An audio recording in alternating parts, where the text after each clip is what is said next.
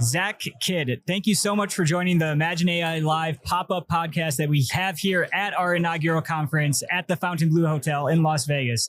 This is amazing. Thank you so much for inviting us, AskHumans, and really just have enjoyed myself so much so far. Yeah, so you just got off the stage. You must be have a lot of endorphins running through you. How did it go? Yeah, no, I did a lot of push-ups before the talk.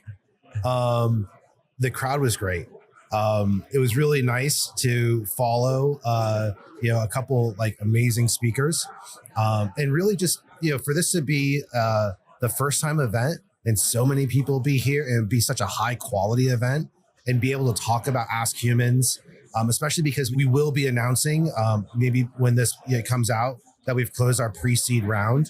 It's a really exciting time for us. Wonderful. So dive in there. AskHumans, what is it?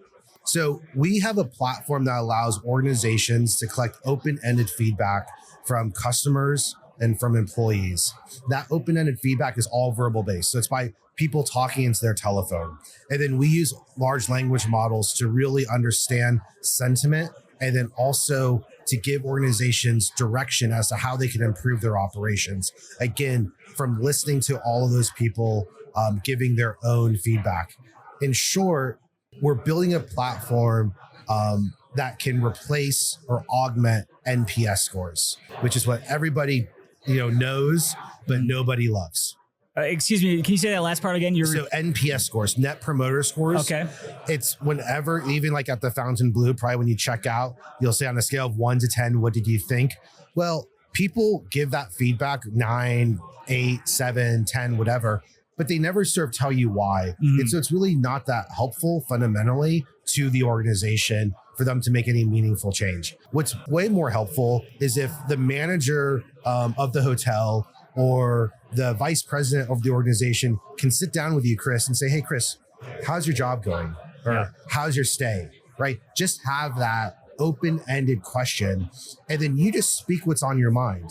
Mm-hmm. Before large language models, computers could not understand sort of just natural language and what's on your mind. Mm-hmm. But now that they can, there's a huge opportunity to basically empower our clients to ask people to give feedback verbally in their own words, and then to turn that feedback into really powerful metrics and also recommendations as to how that organization can improve. And so you're getting a ton of qualitative data. It's not just quantitative, just a few numbers. You're getting. We believe that difference grows less and less. The difference between qualitative and quantitative. Qualitative data is really defined around, computers not being able to understand natural language. But as computers increasingly are able to understand natural language, well, then through that understanding, they could quantify that qualitative feedback. And so that difference, when people say qualitative or quantitative, I think that difference is going to be erased away in the coming years. Mm-hmm. And so you're saying a lot, you're talking into your phone. I assume that privacy is a top concern. Can you talk about that? For sure. So there are different ways that we think about privacy. So one, from the client perspective, when clients are setting up our studies on AskHumans, there are 4 types of studies that they could set up. And it's basically an access of, is it a known speaker or is it an unknown speaker? Is it anonymous or non-anonymous? Mm-hmm. So that's one access. And then the other is the reporting public or is it private? And that creates this 4-square matrix. And so with regards to privacy, if you are an organization, you want feedback from your employees, you might make it anonymous and also private. And so what that means, if it's anonymous, is employees can still record their voice or also give them the option to type. But what we found is that when people talk much more than type, but they choose whatever option they give their feedback, we do not show the audio file to the client. So they can't listen back to who said it. But we also don't show the name because it's anonymous. Yeah. However, if it's a known person, so like let's say you're the Fontainebleau resort and you want feedback from customers, you want to know who they are, because Chris, if you say, hey, I love the fact that I had a really firm bed, that was really nice, but it would have been nice to have more in the mini fridge, than just the water and the oranges in the mini fridge. Yeah. Then what we can do on the Ask Human side is one, show how the positivity around the bed is very high, and how the attitude around the fridge and the refreshments is more neutral to slightly positive, but not very, very high. And then also we can suggest to the hotel, here's a response to send back to you to say, we're excited that you loved your sleep. By the way, just, call room service if you need to your fridge restocked. We're happy to serve you 24 hours a day. And again, that ability to sort of suggest an automated response is something that you can only do with a known person. So that's one way we think about privacy. Okay, sure. So I'm curious about, like, AI is disrupting all these different industries. What is the industry that you're disrupting, and like, where do you see like yourself getting in there and expanding? Yeah. So we're getting a lot of traction around organizations who've traditionally used surveys or focus groups to understand their operations. Universities, hospital systems, retailers. And if you look at the leaders in that category, Qualtrics, Medallia, these are phenomenal organizations starting 15 years ago. But they started in an era in which you had to tabulate data, right? You had to ask survey questions. That was the state of the art. If they were to start today, they would not be doing what they do today.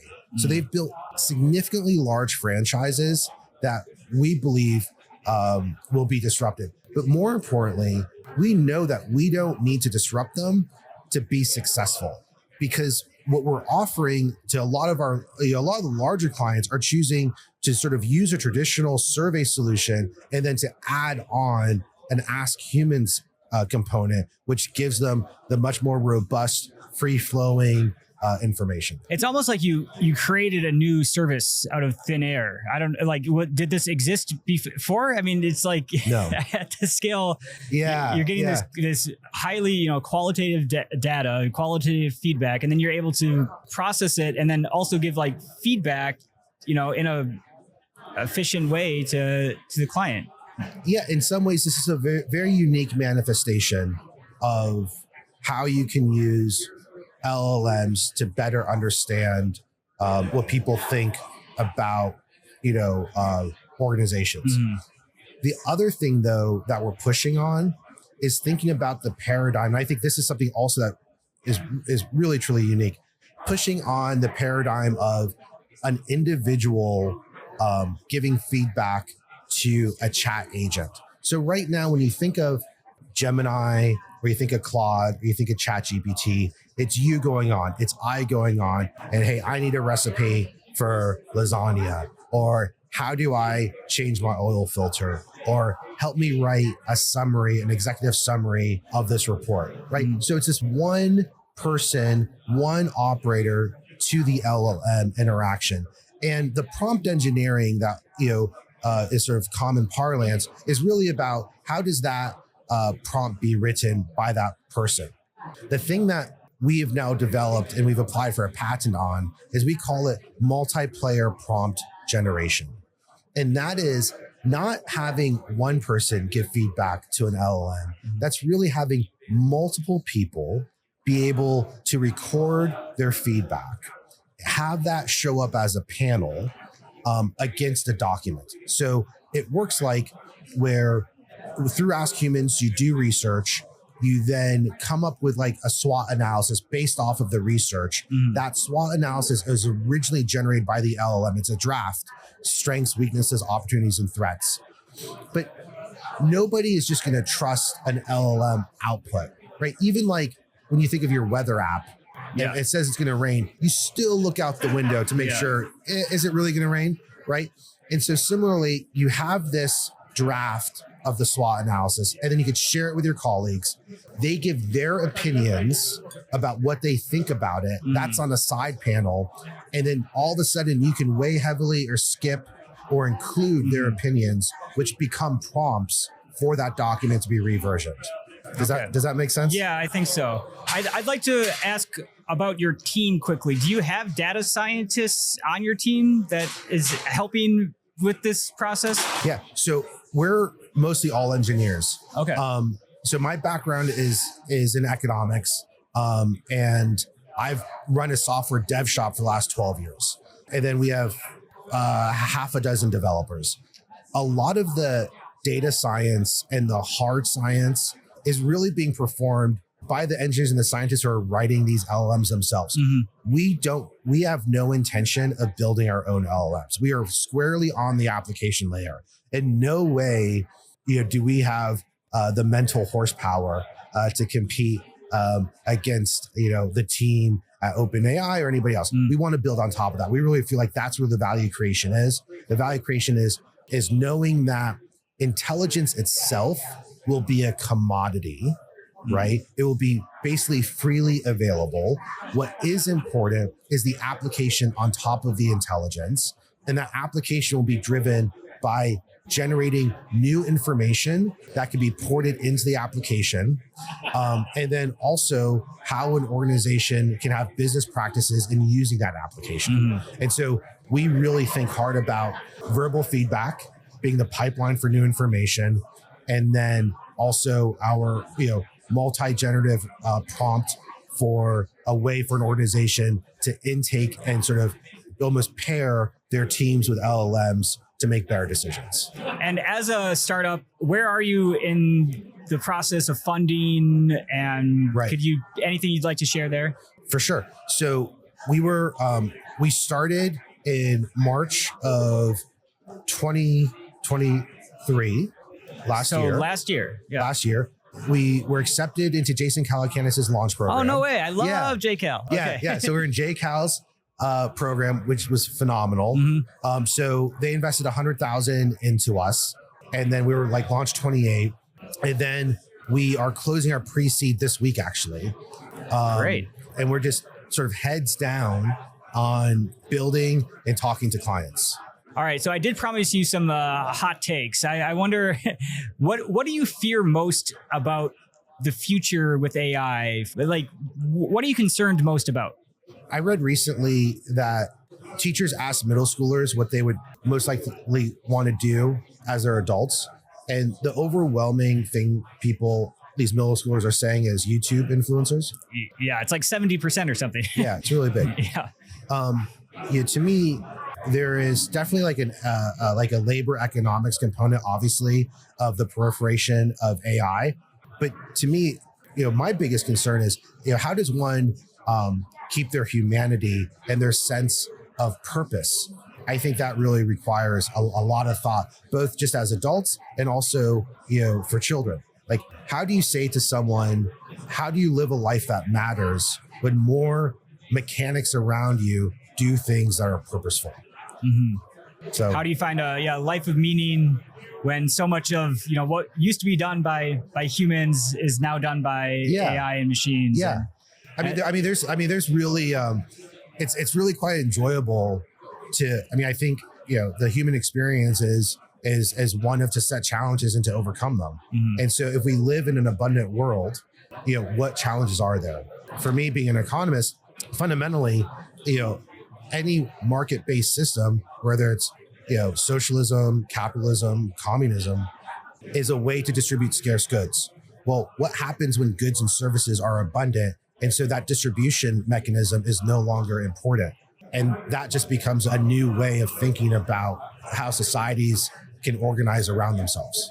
Yes, it's very profound for sure. The societal shifts that are going to happen and are happening. And I was like, what there's going to be a lot of disruption, a lot of jobs that go away, but new jobs that appear as well. Yeah. And podcasting is now a booming industry, and taking all this content and what do you do with this content?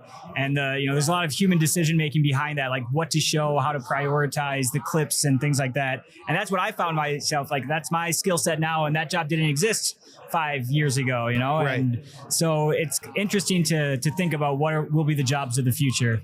May you live in interesting times. Yeah. It's fascinating. So it'll be fun to see. Yeah. Well, closing up here, any feedback on Imagine AI Live? Steve and the team have done an amazing job. Again, it's incredible such a beautiful venue, a great list of speakers. I was actually surprised that I was asked to speak. Like, I'm like, oh my gosh, like our team, we were joking. I just got lucky. I kind of feel like I got the golden ticket to Willy Wonka. But no, absolutely have enjoyed the beginning. Looking forward to being here, and I really appreciate like spending time with you. You're welcome. Hopefully we can talk again. Yeah, and I think you're lucky because you got your speech done on the first morning, and now you can enjoy the rest of the conference. So. Yeah, for sure. So please do. All right. Well, thank you so much, Zak Kidd, for talking with me, and I hope we talk again soon. Thank you, Chris. Yeah, thank you. That's one small step for man.